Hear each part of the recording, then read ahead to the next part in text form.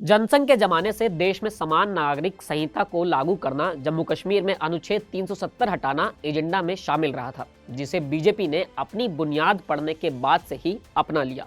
BJP Ram मंदिर, धारा 370 और यूसीसी जैसे वैचारिक मुद्दे को लेकर सियासत में आगे बढ़ी थी। इसमें राम मंदिर और 370 के हटाने का सपना तो पूरा हो चुका है।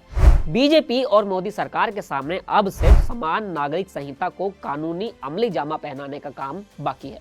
सुप्रीम कोर्ट के जरिए अयोध्या में राम मंदिर बनने का रास्ता निकला तो मोदी सरकार ने संसद के जरिए 370 को खत्म कर दिया और संसद के जरिए एक देश एक चुनाव की दिशा में कदम भी बढ़ा दिया है। लेकिन यूसीसी को कानूनी अमली जामा पहनाने की प्लानिंग अलग से बनाई जा रही है। यूसीसी के लिए बीजेपी संसद के रास्ते के बजाय विधानसभा के जरिए आगे बढ़ने की रणनीति पर चल रही है।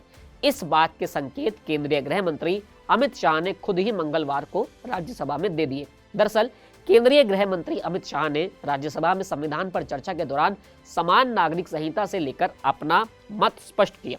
अमित शाह ने कहा कि अनुच्छेद 44 के तहत हमारा संविधान समान नागरिक संहिता की बात करता है। ये देश में वास्तविकता नहीं बन पाई क्योंकि देश के पहले प्रधानमंत्री यानी जवाहरलाल नेहरू मुस्लिम पर्सनल लॉ ले आए थे।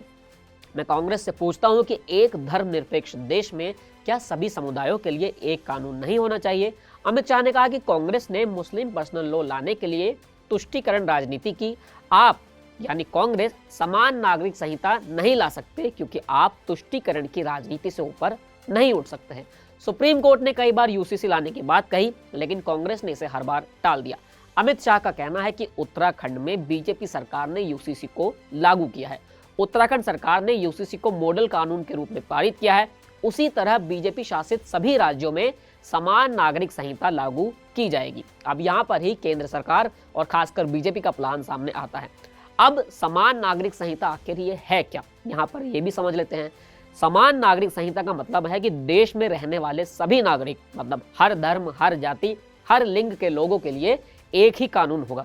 अगर किसी राज्य में सिविल कोड लागू होता है तो विवाह, तलाक, बच्चा गोद लेना या संपत्ति के बंटवारे जैसे तमाम विषयों में हर नागरिक के लिए एक सा ही कानून होगा। अभी तक मुस्लिम वर्ग के लोगों के लिए मुस्लिम पर्सनल लॉ है, जिसके तहत वो अपने शादी, तलाक या संपत्ति के बंटवारे के फैसला किया करते हैं। जनसंघ के दौर से बीजेपी एक देश और एक कानून की मांग करती रही है। सुप्रीम कोर्ट भी कई बार इस दिशा में कदम उठाने के लिए सरकार को कह चुका है, लेकिन समान नागरिक संहिता को एक बार फिर से अब चर्चा में लाया गया है। प्रधानमंत्री नरेंद्र मोदी ने 2 दिन पहले ही संविधान पर चर्चा के दौरान सेकुलर सिविल कोड के संवैधानिक महत्व की बात कही थी और समान नागरिक संहिता लाने के संकेत दिए थे। इससे पहले मोदी ने 15 अगस्त को लाल किले की प्राचीर से भी कहा था कि वो कानून जो देश को धर्म के नाम पर बांटते हैं उन्हें दूर किया जाना चाहिए और देश को एक सेकुलर सिविल कोड की जरूरत है और गलत कानूनों को आधुनिक समाज में कोई जगह नहीं मिलनी चाहिए। वहीं अब अमित शाह ने संविधान पर चर्चा के दौरान उत्तराखंड की तरह दूसरे बीजेपी शासित राज्यों में यूसीसी को लागू करने की बात कहकर बीजेपी के वैचारिक एजेंडे को अमली जामा पहनाने की रणनीति का खुलासा कर दिया है। इसके साथ ही उन्होंने ये भी बता दिया है कि आखिर सरकार और बीजेपी किस रूट के जरिए यूसीसी पर आगे बढ़ना चाह रही है। अमित शाह ने साफ साफ शब्दों में कहा कि उत्तराखंड की तर्ज पर बीजेपी शासित राज्यों में भी यूसीसी लागू किया जाएगा।